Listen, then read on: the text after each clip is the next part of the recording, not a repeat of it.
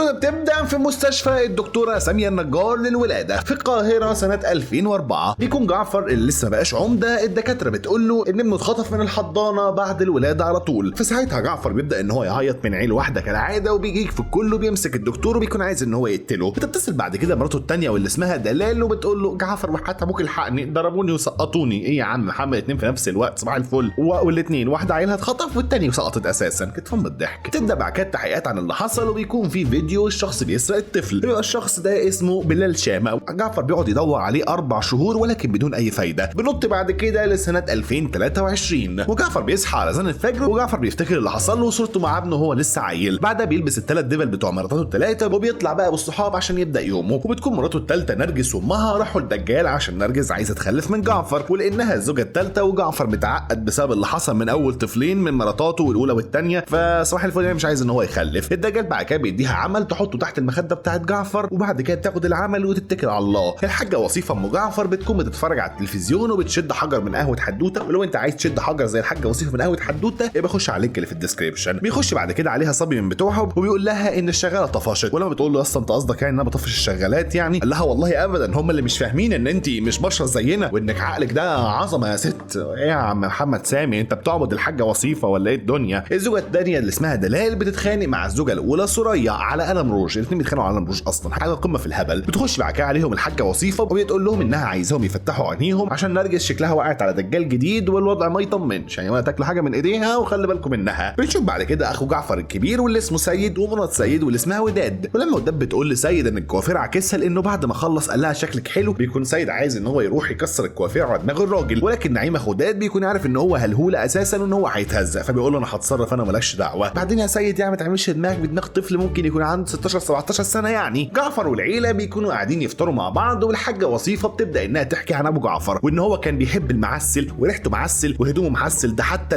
ولا بلاش، المهم يعني ان هو كان راجل ريحته معسل. طلع بعد كده صوره ابو جعفر وان هو اصلا محمد رمضان بس معمول له فيس اب، يعني مش عارف انا، ما شاء الله على الانتاج زي الفل. الحاجه وصيفه بعد كده بتبدا انها تعيب في مرتات جعفر وبتقول له انت ليه مكتر الجوازات ومش مخلف يعني. سوريا اللي دايما جعانه وبتسال الاكل، ونرجس اللي هي امها مشيره الدجالين، ودلال ارحمهم ولكنها من عيله فتح الله اللي جعفر سجن اخوها وقتل اخوها الثاني. جعفر بعد كده بيروح يقعد مع الناس وبيحل مشاكلهم واحد واحد، والناس بتكون بتجيبه وبتعمل بحلوله لان هم لو رفضوا ويبقى قدامهم 3 ايام ويروحوا فتيس. مش عارف صراحه فتيس مين بس تقريبا فتيس سيد. المهم بيجي له بعد كده اب وبنته معاهم واحد. الاب بيتكلم وبيقول ان الواد ده اتجوز بنته عرفي وهرب وحطها في بيت بعيد في كلاب، وبعد لما البنت خلفت منه قطع ورق العرفي ونكر اللي حصل. بطل الراجل ساعتها بتكون واقفه تتفرج بتقول له ده انا هفشخك تتجوز على انا يا ابن الوحشه. وبعد نقاش وكلام مختلف من الطرفين المعلم جعفر يا عم الحاج بيحسن الموضوع وبيقول لنعيم ان هو ياخد البنت لبيت الكلاب، ولو هو عليها يبقى كدابه لانها ما عاشتش معاهم، وجزائها انك تسيبها مع الكلاب يقطعوها، ولو روحوا بيها هاتها وتعالى وانا هتعامل مع ابن الوحشه ده. ساعتها الراجل بيعترف على نفسه بيقول له انا الشيطان غواني وعملت كل ده فعلا. مرات الراجل بعد كده بتبص له بصه من البلكونه اللي هو انا محتاج بوكسر اغيره بعد البصه دي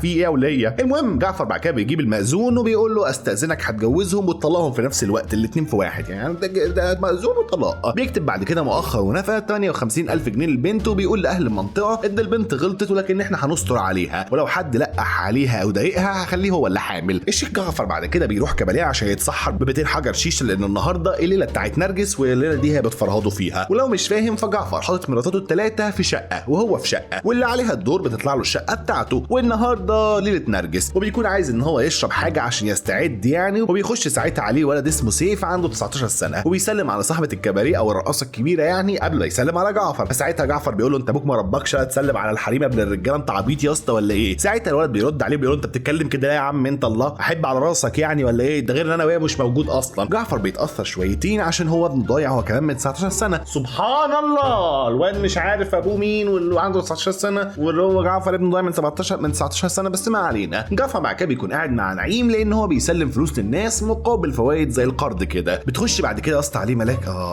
قصدي بنت يعني اسمها عايده، وبتقول له انا بنت راجل اعمال كبير بس هو مسجون وانا جاي استلف فلوس منك عشان اخرجه وهرجع لك الفلوس تاني اول لما يخرج. الموضوع بيكون خطر ومش مضمون، بس جعفر بيقول لها بص يا بنتي انا موافق بس بشرط اتجوزك. طبعا عايده بترفض وبتقوم. عايده بعد كده بتروح لابوها في السجن وبتقول له عن موضوع جعفر العمده، واول لما بيسمع اسم جعفر العمده حرفيا الراجل بيزغرط، يعني كان ناقص له شويه ويقوم يتنطط ويرقص. بيقول لها انت تجري تتجوزيه حالا، وكده انا اعتبر طلعت براءه خلاص. جعفر بعد كده بيروح يخرج سيف والبنت اللي ماشي معاها من الاسم بعد لما سيف مسك واحد في الشارع وهتك ضربه واخدوا ساعتها الراجل ده يعمل له محضر. جعفر بعد كده بيشوف بطاقه سيف وامه بيلاقيهم هما الاثنين متسجلين بنفس الاب. ايه ده جيم اوف ثرونز ده ولا ايه؟ المهم الصحاب هو بيشك فيهم عشان وليه قالت له انها امه مش اخته، ولكن بيعديها وبيخرجه من الحبس. بعد كده وجعفر خارج من القسم بيشوف الولد سيف وهو رايح يركب معاه عربيته المرسيدس.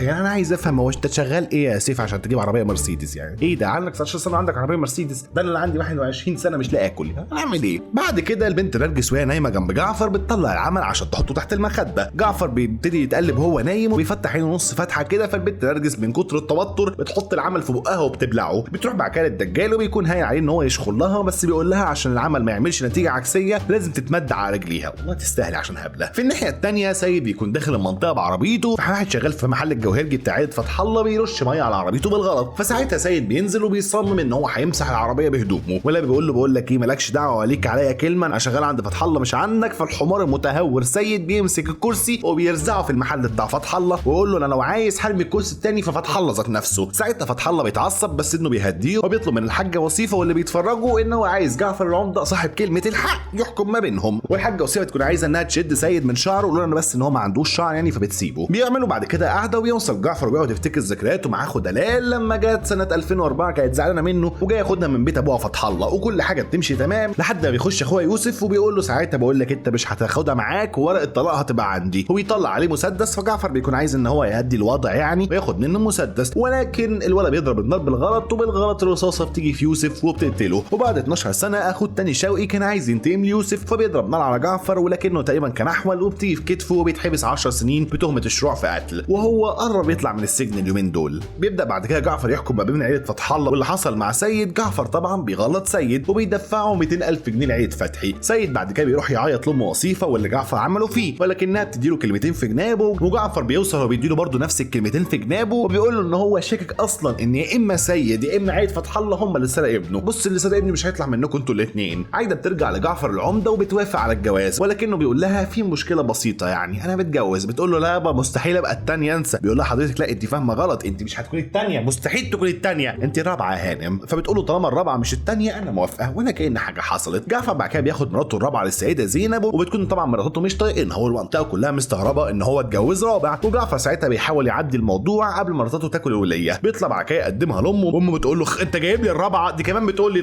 طنط مين جايبها لي من الزمالك يا اسطى؟ بقول لك ايه رجعها منين ما جبتها يا اسطى، رجعها منين ما جبتها. عايده ساعتها بتقول لها ايه ده انت بتشيش يا طنط؟ انا كمان بشيش علكه مستكه بشيش قصه روح امك يا حاجه عايده فيها حاجه عايده ما تفي في وشها تخرميها في ايه. جعفر بعد كده بيقول لها ما فيش حريم تشيش عندنا، فبتقول له امال امك دي ايه؟ فيقول لها لا امي مش من ضمن الحريم، انت ما شفتهاش وهي بتلطش للصبي بتاعنا ولا ايه؟ مرات جعفر بعد كده بيطلعوا للشقه اللي فيها امه وبينطوا على جعفر عشان يوصلوا لعايده، ولكن بعد فرهضه الموضوع والحمد لله بيعدي على خير. عايده بعد كده بتكون قاعده لوحدها وبيخش عليها جعفر وهو ملزق الجلابيه بسوبر جلو تقريبا، بس بتكون مش طايقاه وبتسيبه وتمشي. دلال بتكون ماشيه بالعربيه بتاعتها المرسيدس برضه، فبيوقفها ابوها وبيسلم عليها اخوها كريم وبيقعد يغيظ فيها بقى ان جعفر اتجوز عليها وبيحصل ما بينهم خناقه. فكريم بيمد ايده عليها وبيشد شعرها. جعفر بيصحى من النوم وبينزل له بالكلسون وبيعلمه جدول الضرب من اول وجديد قدام ابوه وقدام حرفيا المنطقه كلها، وبيكسر القهوه على دماغ امه وكان هيقتله بس دلال والحمد لله بتوقف جعفر وبتنقذه. ما يعني في الاول وفي الاخر اخوها برضك. في البيت بتاع جعفر بيكون اهله متجمعين، فعايده بتقول له هو انت يا اسطى ازاي بتضرب حلو كده؟ ده انت اديت لكريم واحد ما قامش بعدها يا اسطى. الشيخ جعفر بيكون في الكباريه وبتطلب منه صاحبه الكباريه ساعات سيف عشان بضاعته اللي 200,000 واقفه في الجمارك ومش راضي انها تعدي مع انها ما فيهاش حاجه يعني، وسيف ده اصلا فاتح ورشه عربيات من هو عنده 10 سنين. جعفر مع كده بيوافق وبيروح يركب عربيته بيلاقي شخص داخل عليه وبيقول له مساء الموت. الشخص ده بالصحاب بقى اسمه ربيع، وبيكون كريم موظفه ان هو يقتل جعفر، ولكنه بيكون صاحبه اصلا وبياخد جعفر وبيروح يمسي على كريم وبيهدده لو عمل له حاجه تاني مكانه هيبقى جنب اخوه في القبر. جعفر بيجي له شخص وبيقول له ان بلال شلمه من زمان كان قايل له ان هو هيجيب له ابن ملوش ام ولا اب، بس امبارح اتصل بيه من الكويت وقال له ان هو ليه اب واسمه جعفر العمده وعاوز ان هو يصفي ضميره قبل ما يموت، وان الولد معاه بره في العربيه. وبيطلع يشوف الواد ولكنه مش بيقتنع ان هو ابنه، وبيقول له ساعتها امشي من هنا انت وابوه. بيمشي بعدها حد يتقص وراهم كده ويعرف عنوانهم فين، وبيعرف ان الواد اسمه عبد الجواد الجواد ونفس اسم ابن جعفر اللي اتخطف. تنزل ساعتها الحاجه وصيفه لجعفر وبتحاول تقول له ان هو ممكن يكون ابنك ولا حاجه، ولكنه بيكون مش مقتنع لان الدنيا مش سهله كده، مش هيتخطف 19 سنه والدنيا تجيبه لحد باب بيتي من تاني، يعني اكيد مش سهله كده. سيد بيكون مش فاهم حاجه لان موضوع ان عبد الجواد لسه عايش ما ماتش ده سر ما بين جعفر وامه، فبيقول له ساعتها على كل حاجه وان ابنه اساسا ممكن ما يكون ماتش. عايده بتصعب على سوريا وبتطلع لجعفر عشان تعرف منه اذا كان عبد الجواد ابن سوريا لسه عايش ولا لا، وكمان جعفر مفهمها اصلا ان عبد الجواد مات وان هو دفنه بايده عشان يخبي عليها ويريحها من التفكير. فسيد ساعتها بيخش وبيقول لا سوريا لا سوريا، جعفر مش كده يا سوريا. اسكت انت يا ابن الوحشه. لا سوريا ابنك ممكن يكون عايش يا سوريا. شكرا اسكت انت بقى يا ابن الغباء. لا سوريا جعفر مش عايزك تتعلقي بامل مزيف يا سوريا، انت مفكره مش بيتعذب لما بياخدك لقبر فاضي وقايل لك ان ابنك تحته؟ لا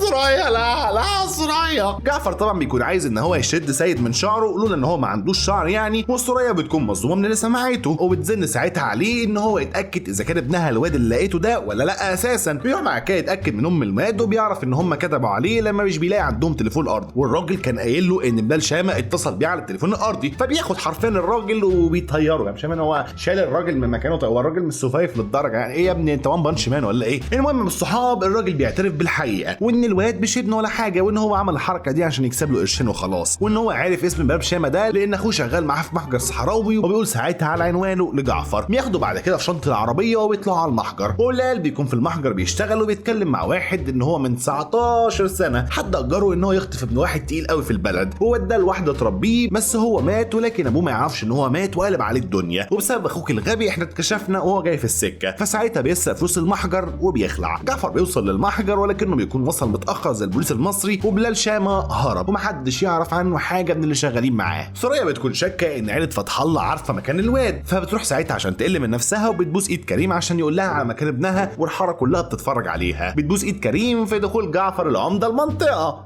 فبينزل ساعتها من العربيه ويقوم جاي مطلع سوريا قدام الشارع كله بيسيبها وبيمشي. ما انت قلتي منه عيب قوي كده. جعفر بعد كده بيروح لعربيته لورشه سيف وبيقف من بعيد وبيتفرج عليه وهو بيتعامل مع الزباين وطريقته فاهم انت وكده، والواد بيعجبه كده ولا كانه ابنه مثلا. ما علينا. بيخش له بعد كده وبيراضيه عشان كان قاسي عليه جامد الفتره اللي فاتت، وبيشد معاه خاطر وبيقول له ان انا عندي ليك شغل، عايزك تلزق لي على العربيه بتاع الشفاف اللي بيحمي من اشعه الشمس ده، لان كل يوم الصبح مؤخرتي بتتلسع بسبب الشمس. ام سيف بتروح بعد كده تركب القطر عشان تروح اسكندريه تشم شويه هوا، بتقابل هناك بلال شامه وتتعرف عليه، وبنشوف فلاش باك من سنه 2004 ايام ما بلال شامه كان يحيى عزام تقريبا، مش عارف شبه يحيى عزام قوي كده ليه. وبعد لما خطف الواد ابن جعفر راح ودى له ام سيف وقال لها تربيه، وبعد كام يوم رجع لها وقال لها ان الناس اللي قالت لي اخطفه عايزه نقتله. فام سيف ساعتها بتحن قلبها على الواد عبد الجواد وبتقول ليحيى عزام قصدي بلال شامه يعني ان هو مات مع نفسه، وتخلي ساعتها الواد معاه وبتربيه هي. وبنرجع لام سيف وبلال وهم في القطر، وام سيف بتعرف ان ابوه يبقى جعفر العمده، مفاجاه غير متوقعه بالمره. فاطمه بعد لما عرفت من بلال شامه ان سيف يبقى ابن جعفر العمده بتتصدم وبتنزل من على القطر وبتروح بيتها، بس هي مش بتقول لسيف على ابوه مين بالظبط عشان هي بس عايزاه يفضل معاها، بس بتقول لاختها اللي اسمها صدفه ان سيف يبقى ابن جعفر العمده. جعفر بيروح عند الشخص اللي كان عايز ينصب عليه واللي اسمه عزت، بيقول له قدامك خيارين، يا اما تجيب لي اخوك اسماعيل اللي كان مع بلال شامه، يا اما انا هخزق لك عينيك الاثنين. عزت طبعا بيوافق ان هو يوصله باخوه، احسن طبعا ما يتخزق له عينين الاثنين. سيف بعد كده بيكون في الورشه مع بنت الرقاصه اللي هو ماشي معاها دي، وبيقول لها ان هو بيحبها ولكن احنا مش هينفع نكمل مع بعض عشان امي مش راضيه عن علاقتنا، ما انت بنت رقاصه برضه. فالبنت بتروح لامها الكباريه وبتكون قاعده مع جعفر، امها لما بتسمع اللي حصل بتقول لها روح هاتي لي راجلين يروحوا يكسروا الورشه ويكسروا عظم الواد ده ويجيبوا لي خبره دلوقتي. جعفر طبعا مش بيعجبه الكلام ده عشان سيف ساب البنت عشان يرضي امه، وكمان زي ما قلت لك في الملخص اللي فات ان سيف عاجب جعفر. لا يا اسطى مش عاجبه زي اللي في دماغك، قصدي يعني عاجبه طريقته يعني وان هو شبهه كده، ما هو ابنه برضه. جعفر بيروح الورشه عشان يلحق سيف، بس بسم الله ما شاء الله الواد سيف بيمسك حديده وبيقوم بالاثنين لوحده. فجعفر ساعتها بيركب عربيته تاني وبيخش عليه كانه ما يعرفش ان في حاجه اصلا حصلت، وبيقوم جاي مديله نصيحتين وبيتكل على الله وبيمشي. كارم بيكون واقف مع ابوه، ومعلش يعني رجاله على الاخطاء اللي ملاقيها في الملخص اللي فات، يعني هو المفروض اسمه كارم مش كريم، بس تقريبا اقول ايه حسبي الله ونعم الوكيل في السكريبت رايتر اللي متاثر باسمه، يعني نعمل له ايه بقى. المهم كارم بيكون واقف مع ابوه وبيقول له عندي فكره بنت حرام تجيب اجل جعفر العمده، انا هتجوز سوريا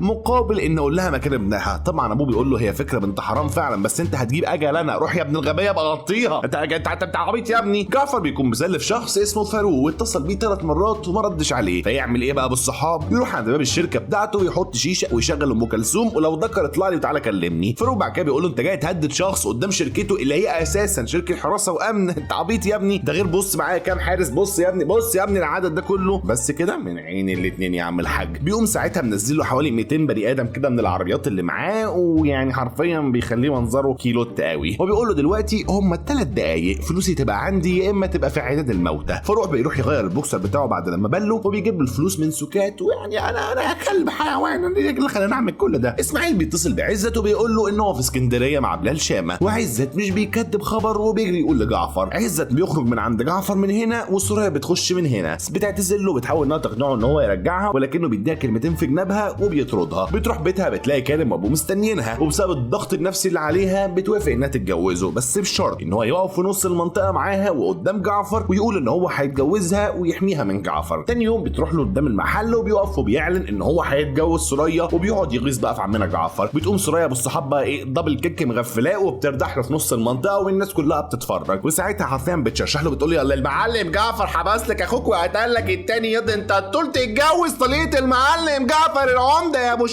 وتقوم جايه ماسكه الشبشب بتاعها وبتنزله على دماغ كارم. طبعا المنطقه كلها بتتفرج على كارم، وكارم بقى يا عيني انت فاهم بيكون طبعا هو عايز ان هو يمد ايده عليها، بس صباح الفل جعفر بيخش يقف قدامه، فالواد بيسكت ويحط جزمه جوه بقه. جعفر بعد كده بيعجبه اللي سوريا عملته، وانها زي ما عرته قدام الناس وباست ايد كارم، وبرضك هزقت كارم قدام الناس وجابت حقها وكرامتها. فساعتها بيردها من تاني وبترجع مراته. سيب بيكون طالع من الكباريه وجعفر داخله، فبيقول له والله العظيم ما انت داخل. سيب بعد كده بياخد جعفر من ايده عشان عزمه عنده في البيت. ما شاء الله الواد وابنه الاثنين يعني بتوع نسوان. سيب بعد كده بتفضل بصاله، وبعدها بتقول له يا راجل يا بيدوفيليا ايه اللي يخليك مصاحب ولد اصغر منك بحوالي 30 سنه؟ فجعفر ساعتها بيقول لها انا استجدعته وبحسه زي ابني كده. فمسيب بتزعق كده وبتقول له بقول لك ايه ده مش ابنك ده ابن انا. وده طبعا هي قالت كده لنفس السبب اللي انا قلته فوق، انها خايفه ان سيف يبعد عنها. جعفر بيسيب الاكل وبيتكل على الله. اسماعيل بعد كده بيتصل بجعفر عشان يسلم بلال شامه ويكسب له قرشين. المهم بيقول له ان هو في اسكندريه وبيبعت العنوان بتاعه، ولسه بيلف وشه يا مؤمن بيلاقي بلال في وشه. بيضربوا بعد كده شويتين، بس في الاخر اسماعيل بيكتف بلال وبيوصل ساعتها جعفر. فاسماعيل بيطلع عشان يستقبله. بيرجعوا للمكان اللي فيه بلال شامه، بيلاقوه فك نفسه وقال يفكيك،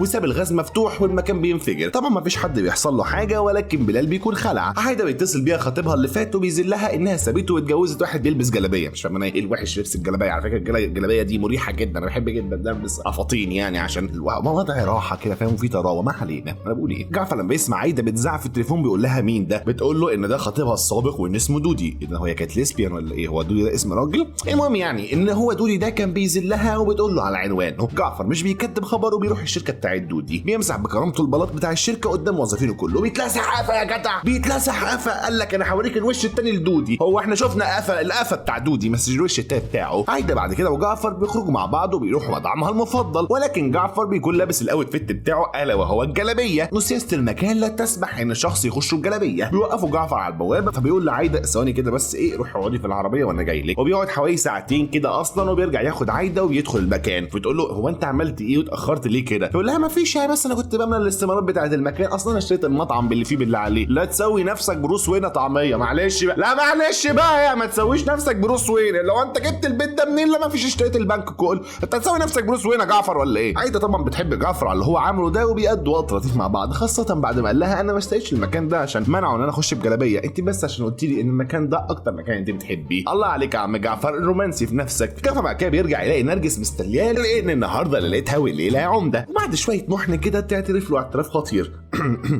جعفر انا حامل. لا عزيزي المشاهد اوعى تفهمني غلط، انا حدوته بقى، انا مش حدوته دلوقتي، انا بتكلم بلسان نرجس يعني ان هي حامل. اكيد مش انا اللي حامل، انا حامل الهم بس مش حامل فعيل. جعفر بيتصدم ولسه هيطلعها، بتقول له اسكت خلاص هسقطه خلاص مش هخليه يذاكر. ولكن بعد فتره جعفر بيرضى وبيسيبها انها تخلف، ولكن كان الاوان قد فات صديقي، ونرجس اسقطت ذلك الطفل. عايده مع كده بتروح تزور ابوها في السجن، ولكن الضابط بيقول لها ان قد فات الاوان يا صديقي والبقاء لله، والدك توفى في الزنزانة يا عايدة. بلال بيوصل لواحد صاحبه بيقول له بص يا اسطى انا عايزك تربطني وتصورني فيديو ونبعت الفيديو ده لجعفر عشان نعمل عليه نمره ونكسب قرشين. هو جعفر باي سكشوال ولا ايه؟ يربطه ويصور فيديو وكمان سادي. ما علينا. جعفر بعد كده بيكون مع سيف وبيوصل له الفيديو من هنا وبيتجنن من هنا، فساعتها سيف بيقول له هات الرقم وانا هتصرف لك واجيب لك مكانه. ده انت ايه سيف شغال في امن الدوله بعد الظهر ولا ايه؟ عايده بعد كده بتكون داخله العماره وبتقابل وداد. هتقول لي مين وداد دي يا ابو الصحاب؟ هقول لك ابو الصحاب وداد دي تبقى مرات سيد الخرنج. يونج. عايده بقى بتكون ماسكه عليها زله انها بتزور شخص اسمه شوقي فتح الله في السجن اللي كان فيه اصلا ابو مين، ابو عايده، وانت عارف طبعا مين شوقي فتح الله، اخو كريم فتح الله ابن عائله فتح الله العيله دي. فساعتها وداد بتقوم ماسكه الجزمه وضربه نفسها بيها وبتصوت وبتقول عايده هي اللي ضربتني. فسيد ساعتها بينزل وداد بتقول له ايه بتجيب لي حقي يا طلقني دلوقتي. فبيقوم جاي ضارب عايده بالقلم في دخله جعفر. فجعفر ساعتها بيعلم سيد جدول الضرب وبيطلع فيه القديم والجديد. فوداد ساعتها بتقول لسيد انا ماشيه وسايبه لك البيت يا هزق. وبعد ما الجو بيهدى جعفر بيعتذر لسيد ان هو ضرب اخوه الكبير قدام الناس وبيقول له واحده بواحده بقى ممكن ها، وبيديله قلم كده بيوجع جعفر من الضحك تقريبا. والله يا جدعان اجمد واحد في المسلسل ده هو السيد، اهبل في نفسه بس راجل جدع. هو مش راجل جدع بس اهبل في نفسه. سيب بعد كده بيجيب لجعفر مكان بلال شامه وبيجروا على المكان، ولكن زي كل مره ومسلسل توم وجيري اللي احنا بنلخصه ده بلال شامه بيهرب. مش عارف انا ايه بلال شامه اللي كل شويه بيعرف ان هم جايين عليه وبيهرب ده ليه، بيشوف الطالع يعني. ولكن بقى ابو الصحاب قبل ما بيهرب سيف وجعفر بيوصلوا للراجل اللي كان معاه واللي اسمه صادق وبيتخانقوا مع رجالته. وبعد لما بيفشخوهم بيقول له قدامك 24 ساعه تجيب لي بلال شامه يا اما انا هعمل علامه على حته وحشه في مؤخرتك. هو طبعا ما قالوش كده بالحرف يعني بس هو كان لازم يقول له كده. المعلم جعفر بيروح لسيف وبيعرف ان هو مزعل امه، وانت عارف يا ابني رضا الام من رضا الرب يعني، فغصب عنه بياخده معاها عشان يبوس ايديها ويراضيها. وهم قاعدين الباب بيخبط وبيقوم سيف عشان يفتح الباب بيلاقي في وشه مين، بيلاقي في وشه بلال شامه. ولكن بكماله مسلسل توم وجيري اللي احنا فيه فجعفر مش بياخد باله من بلال شامه. ليه؟ عشان الواد كينج قوي وكاريزماتيك فشخ، فما هنش عليه ان هو يلف دماغه يبص ورا. عارف لو كان لف دماغه بص ورا كان شاف المسلسل خلص وشكرا كده وتوته خلص حدوته. انما هو راجل عره وكاريزما قوي يعني فاهم انت، فما لفش دماغه بص ورا. المهم ام سيف ابو الصحاب بقى بتكون معاه ومن كتر التفكير واحداث اللي بتحصل بيجي لها ازمه قلبيه وسيف بينقلها للمستشفى. الوليه شايله ومعبيه يعني. بيوصل جعفر وام سيف بتحاول انها تقول له ان سيف ابنه ولكنه بيقول لها ما تخافيش عليه عيب عليك يعني سيف زي ابني وفي عينيا. يا ابن الغبيه يا ابن الغبيه بقول لك انت غبي ليه؟ ما تقلقيش يا حاجه الواد في عينيا. يا ابن الغبيه هموت. ما تقلقيش يا حاجه الواد في عينيا اتكل انت على الله بس. فتقريبا هي بتموت من غباء جعفر يعني وسيف بينهار. وبعد الدفنه جعفر بياخد سيف يبات معاه. استغفر الله العظيم انت كنت مستني امه تموت عشان تعمل في الواد كده؟ خسارة جعفر بيدوفيلي. عايده وهي نازله على السلم بيجي شخص وبيضرب على دماغها بحديده وانا ذات نفسي اتفجعت والله وانا بتفرج. سوريا بتكون نازله وبتشوف عايده مغمى عليها فبتصوت وبتلم العماره كلها وبينقلوها على المستشفى. في البيت بيكونوا حريم شاكين في وداد ان تكون هي اللي عملت كده لان مفيش حد دخل ولا خرج العماره وهم شافوا كده في الكاميرات. فالشخص اللي ضرب عايده هيكون شخص من نفس البيت ومفيش حد عمل مشكله مع عايده اليومين اللي فاتوا دول غير وداد بس. سوريا بتخش على سيف بتلاقيه قاعد عمال يعيط على فراق امه وبتتاثر ساعتها من كلامه فبتحضنه في دخلة الحمار المتهور سيد. طبعا سيد بيردح لها بتخوني جعفر يا وليه يا تعالى يا ابن انت كمان انت بتعمل ايه؟ وبيقوم جاي ساعتها ماسك سيف وهتكدعك وعينك ما تشوف الا النور. ما بيستقواش غير على العيال لحد ابو الصحاب لما الحريم بيمسكوا الحمار المتهور ده وسيف بيمشي. بيقول لهم ساعتها انا ما رضيتش امد ايدي عليها علشان جعفر لما يجي هو اللي يذبح. صفصف بعد كده بتقول له عين العقل عاش يا ابني امشي بقى انت من هنا لحسن اذبحك انا. جعفر لما بيعرف الخبر بيروح لسيد عشان يعرف الموضوع وايه الكلام ولما بيعرف بيقول له حسبي الله ونعم الوكيل فيك يا جدع. يعني انا جاي وسايب مراتي بين الحياه والموز عشان اعرف التفاهه دي عليك عيل اهبل يا اخي. انت عقلك ده لو ما كانش خلقه ربنا كان زماني شتمه. ده لو داروين كان عايش كان اخدك دليل على نظريه التطور يا غبي. الغلبان سيف كان امه ماتت وراح يقعد مع جعفر شويه عشان يعني يفك عن نفسه يوم طالع له حمار متعور فشخ. انت عبيط يا اسطى. ما علينا. سيف بعد كده بتقول لجعفر ان دلال هي اللي عملت كده في عايده لانها قالت لها انها عايزه تموتها اصلا وكان ساعتها هيطلقها. ولكن نعيم قال له ان اللي عملت كده ابو الصحاب هي الحاجه وصيفه عشان قالت انها عايزه تخلص منها. ومرات نعيم قالت لا مش وصيفه اللي عملت كده وهتلاقيها وداد هي اللي عملت كده عشان قالت نفس الكلام. واضح كده ابو الصحاب ان محدش طايق عايده وتقريبا والثلاثه مشتبه فيهم وانا عن نفسي انا كمان عايز اقتلها. جعفر بعد كده بيقعد يحقق معاهم ومش بيطلع باي وعد نافع. عايده بتفوق وبيسالها جعفر مين عمل كده فبترد عليه رد منطقي جدا اللي هو انا عايز اتطلق. يا بنتي طب مين عمل فيكي كده؟ انا عايز اتطلق يا جعفر. حاضر هطلقك بس مين عمل فيكي كده؟ انا عايز اتطلق يا جعفر. بيروحها البيت وبيقول لها معلش اصل مأذون المنطقه تعيش انت هطلقك بعدين بقى. بيخش عليهم بعد كده سيد وبيقول لجعفر الحقنا يا جعفر وده اتلمت هدومها واتطفشت من البيت. فعايده ساعتها بتقول له لازم تطفش بعد اللي عملته فيا. ما انا شفتها بعينيا دول بتخونك مع راجل تاني كده اسمه شوقي فتح الله في السجن لما كنت رايح ازور ابويا. جعفر عشان يراضي عايده بيسافر معاها لبنان لوحده عندهم يقضوا يومين حلوين مع بعضيهم. واثناء ما عصافير الحب تزغزغ مع بعض في لبنان، في مصر شوقي فتح الله بيخرج من السجن وبيرجع السيده زينب من تاني وبيعلن ان فرحه بكره من وداد مرات المعلم سيد. ايه ده؟ في ايه ولاد محل سيد ده؟ طبعا سيد بيتصدم وبيعمل الهوايه بتاعته الا وهي العياط والنواح زي النسوان، وبينزل ساعتها يقول له انت بتتجوز مرات يا اسطى؟ بيقول له يعني هي ما قالتلكش ولا ايه يا اسطى؟ هي خلعك من 7 شهور اصلا وقاعده معاك بالحب كده يعني. الشيطان يبكي في الزاويه، يعني الشياطين كلها اتسلسلت في رمضان ما عدا بنت دي الوحيده اللي فلتت منهم. سيد بعد كده بيفضل يصوت في مشهد حزين كده، والله بيصعب عليا يا جدعان، الواد غلبان بردك، هو حمار بس غلبان. بيقوم بعد كده سيد واقف في البلكونه وبيشوف وداد بترقص لشوقي، فبتقوم فاتحه الشباك على اخره كده وخلي فقير ياكل بقى جدع. طبعا هو شوقي بيتعصب وبيمسك سكينه وبينزل عشان يقتلها، ولكن والحمد لله شوقي فتح الله بدل ما بيخش على وداد بيخش على سيد في الشارع وبيعمل منه نمره السيده زينب كلها بتتفرج عليها. عصفور الحب جعفر بيكون نايم في لبنان ونايم بيتصل بيه بيقول له اللي حصل، فبيقوم اسرع من الفلاش حرفيا، هو قام جري كده ومش عارف هيطلع له جناحات وهيطير لمصر يعني ولا ايه. المهم جعفر بيوصل المطار ولكنه كان معمول له كمين من عيله فتح الله واتمسك بمخدرات واتحبس 4 ايام على ذمه التحقيق، والاربع ايام دول بيبقوا جحيم على عيله جعفر العمده. شوقي بيروح لجعفر في الحبس وبيقول له احنا اللي سقطنا دلال يا اسطى، احنا اللي خطفت ابنك يا اسطى، احنا اللي قتلنا بلال شام يا اسطى، ما حدش يعرف مكان ابنك غير يا اسطى، احنا عيله وسخه فشخ يا اسطى، يا اسطى في ايه؟ وما انتوا سبتوا ايه الشيطان ايه يعني؟ يخرب بيت ابوكوا، سقطتوا اختكوا وابنكوا وخطفتوا ابن جعفر وقتلتوا بلال شام، في ايه؟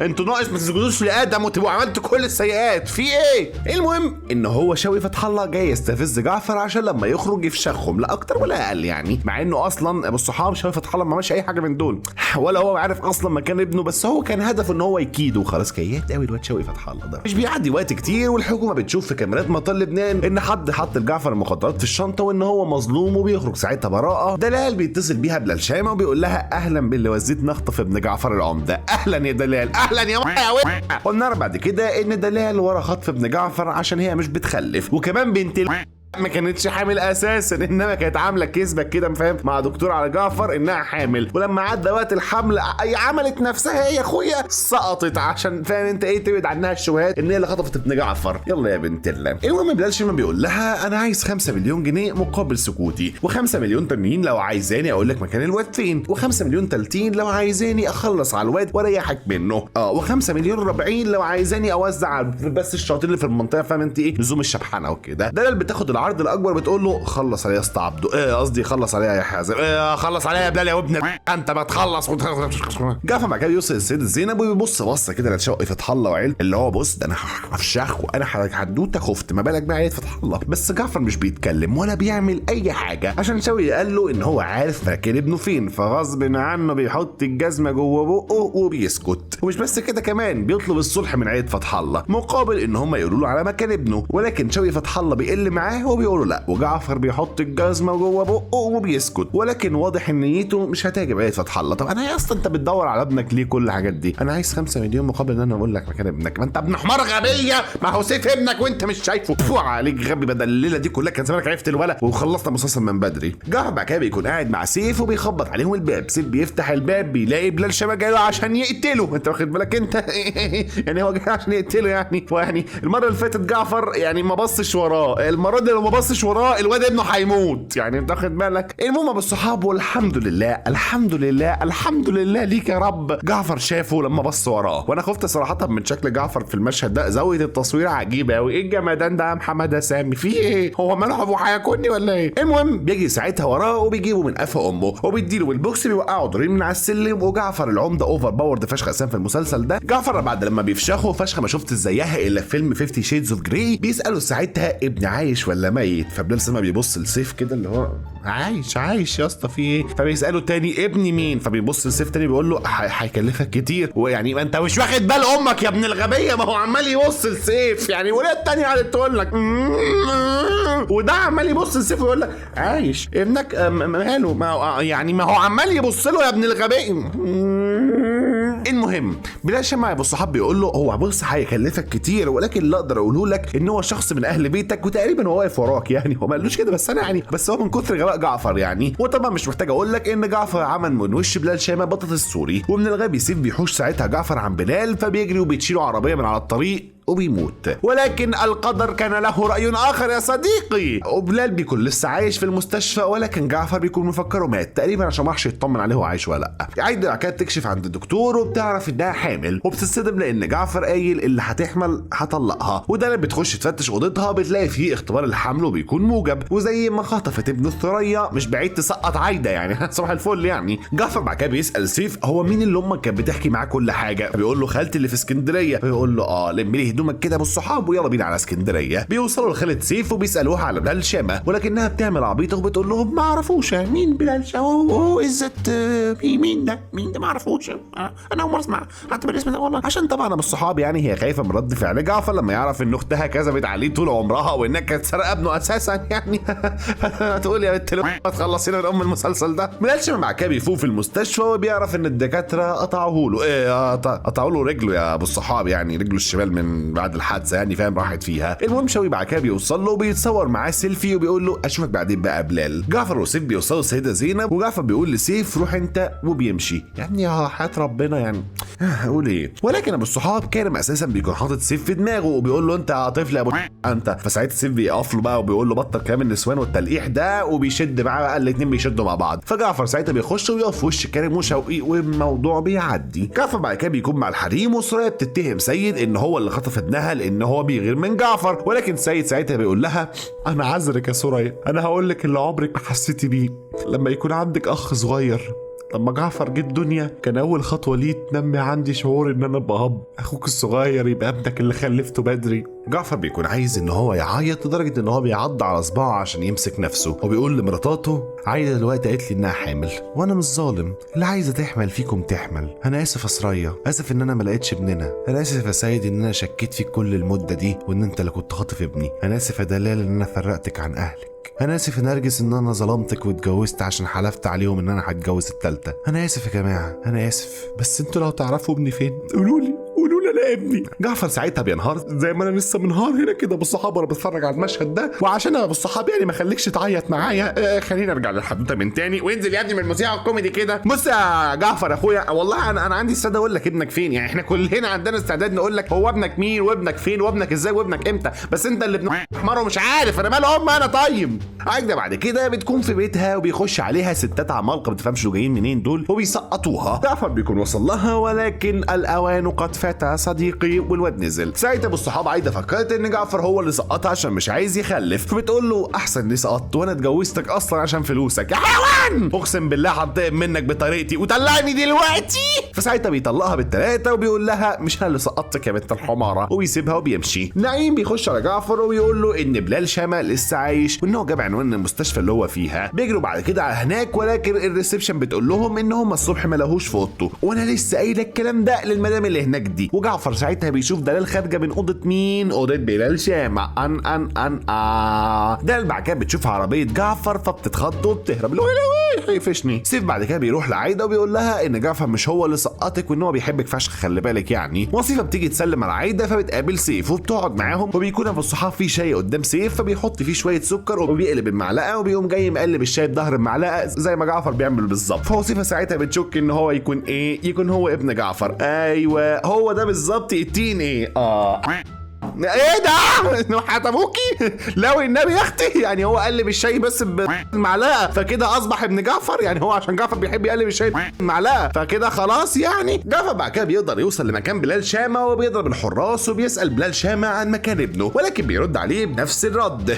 الجواب ده هيكلفك كتير قوي، ده غير ان انا اصلا بفكر في الانتحار يعني، فاعمل لي حساب بنكي وسفرني بره مصر ولما اوصل في امان هناك هقول لك كل حاجه. جعفر ساعتها بيسيبه وبيمشي. ده بعد كده بتروح لشوقي وكارم وبتقول لهم انها ورا كل حاجه، وبتقول لهم انها خطفت ابن جعفر وما سقطتش ولا حاجه، وانها سقطت عايده وانها كانت هتقتلها وانها مش بتخلف. وشوقي وكارم ساعتها بالصحاب بيكونوا متفاجئين اللي هو اعوذ بالله من الانسان الرجيم، هو في ايه؟ احنا بقينا اخوات الشيطان امتى؟ في ايه؟ جعفر بعد كده بيلاقي خالة سيف دخلت عليه وبتقول له انا اعرف مكان ابنك، وبتقول له ان سيف يبقى هو ابنك، وبتحكي له كل حاجه حصلت. جعفر طبعا مش بيكون مصدق من الفرحه وبيتصل بسيف وبيجي سيف وبياخده في حضنه وبيقول له انا ابوك، ابوك مش نادى، ابوك راجل جدع بيحبك، ابوك بيحبك يا ابني واظن ان انت بتحبه انت كمان. انا كل ندمان على كل لحظه الدنيا فرقتنا فيها يا سيف، دلوقتي احنا نقدر نبقى مع بعض يا عبد الجواد. ايه ده يا اسطى؟ معلش سؤال، هو انت مسمي عبد الجواد جعفر عبد الجواد العمده؟ لا يا عم رجعني سيف تاني.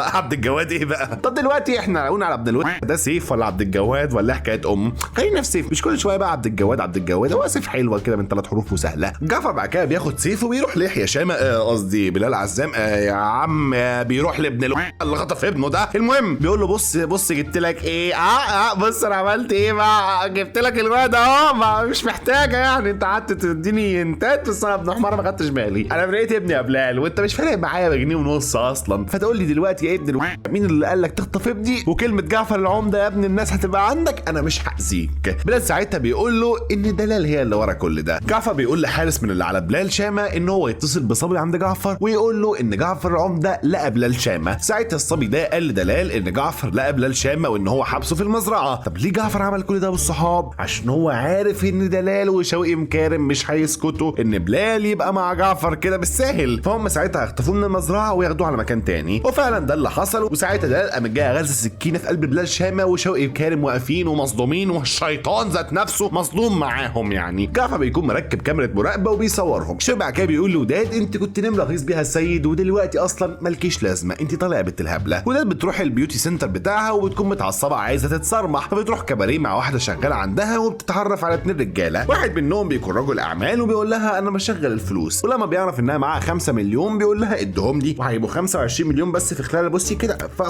كده بصي يعني من كده 25 مليون. بعد كده بيلعبوا سبت حد مع بعضيهم، بتصحى بتلاقيه بيقول لها قال مش انا نصبت عليكي، وبتفكروا ساعتها بيهزر، ولكنها بتبص قدامها بالصحاب بتلاقي الملكه صفصف قاعده قدامها، وان بتطلع ان كل دي اصلا لعبه من الملكه صفصف عليها، وانها جابت حق ابنها ورجعت له فلوسه من تاني. وبتدي ساعتها ولاد كلمتين وبتقول لها مصير الجاي، والله طلعتي ملكه بجد على صفصف، والله عاش عليك يا والله جبتي حق ابنك من بنت دي. جعفر بعد كده بياخد وظيفه وثريا وبيروحوا لسيف، وبيقول لها ساعتها ان سيف يبقى ابنها. طبعا ثريا بتعيط ابو الصحاب من الفرحه، بتكون مش مصدقه نفسها ولا انا مصدق والله يا ابني. مصيبه منها لله بتغلط غلطه عمرها وتقول لسيد ان جعفر لقى ابنه. فسيد اول حاجه بيعملها يا دلال يا دلال جعفر لقى ابنه يا دلال، وشوفي هو مين. لا مش هتصدقي مش هتصدقي، سيف اللي انا ضربته يا دلال. يا اخوانا اخوانا اخوانا اخوانا. ابن الغباء بيقول لها هو مين وساكن فين ولون لباسه ايه وبيلبس مقاس كام ايه. ولكن ابو الصحاب قبل ما الشيطان دلال تعمل اي حاجه جعفر بيقول لها ان هو عارف كل حاجه، وحرفيا كله بيهزقها وبيشتمها، فتمسك سكينه وبتقول له هموت نفسك جعفر عشان يحكم مني. ولما بتلاقي اللي هو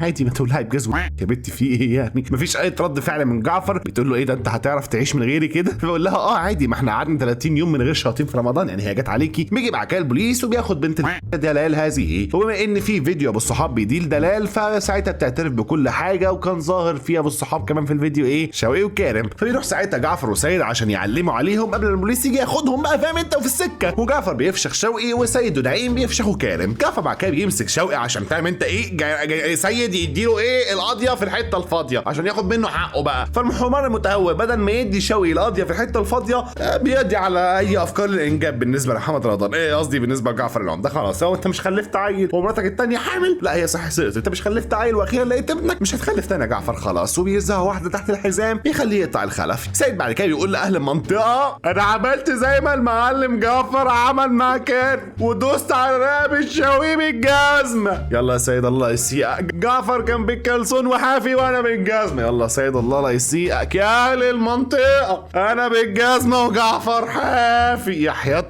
امك. يلا نفس الحركه، انا بالجزمه والله وانا كنت حافي وانت بالبتله، وانا بالكلسون وانت ابن يلا لحسن هخليك مكان شوقي دلوقتي. البوليس بعد كده بيقبض على شوقي وكارم والحاج فتح الله ياخده بيجري عليهم، ولكن جعفر بياخده في الحضن قدام البوليس بيقول له معلش يا عمي والله معلش هنعمل ايه. ولما البوليس بيمشي بيقول له مش من هنا انت ابو امك انت وعيالك اساسا يا عم ابوك وعيالك. وبكده بالصحاب سيف رجع لامه وابوه، وجعفر اخيرا لقى ابنه واخد حقه من عيله فتح الله. وجعفر بيكون مش متجوز الا ثريا بس، لان عايده اتطلقت بعد اللي حصل، ودلال بنت مالناش دعوه بيها، ونرجس اساسا طلبت الطلاق لانها كانتش مرتاحه مع جعفر ولا حاببها ولا هي حباه ولا انا حاببهم. وده بعد كده ترجع تشحت في الشوارع المكان اللي هي منه. وجعفر بعد كده بيروح لشيخ اسمه عبد اللطيف وبيقول له انت شغلك حرام وربا يا ابني انك بتستلف بفوايد. انت بس واخد بالك؟ جعفر بيطلع ابن حلال وبيتوب وبيبطل ان هو يسلف الناس بفوايد. وفي الاخر كله بيكون على الترابيزه بياكل، وسيد اللي اتجوز وموف اون من وداد اسنان وفكوا منها، وجعفر والسرايا وابنهم، ونعيم الاخ الجدع وابن الاصول ومراته، واخيرا وليس اخيرا الملكه وصيفه وهي بتحكي لهم عن عبد الجواد ابو جعفر وهو كان بلاش اقول لك كان ايه. وبس كده بالصحاب، طالما وصلت الى هذه اللقطه فاحب اقول لك ان توته توته خلصت الحدوته. وافتكر يا ابو الصحاب ان سيد كان بالكلسون وانا كنت بالبدله، سيد كان عافي وانا كنت بالجزمه. وما تنساش تعمل سبسكرايب لايك كومنت شير، تعمل فولو على انستجرام، ما تنساش تعمل فولو كريم اسامه عشان هو اللي منتج وكاتب الفيديو ده. وما تنساش يا ابو الصحاب تعمل سبسكرايب لبقيه القنوات اللي هتلاقيها تحت في الديسكربشن. وبس كده اعمل حاج، ولا لقاء اخر في قهوه حدوته، والسلام عليكم.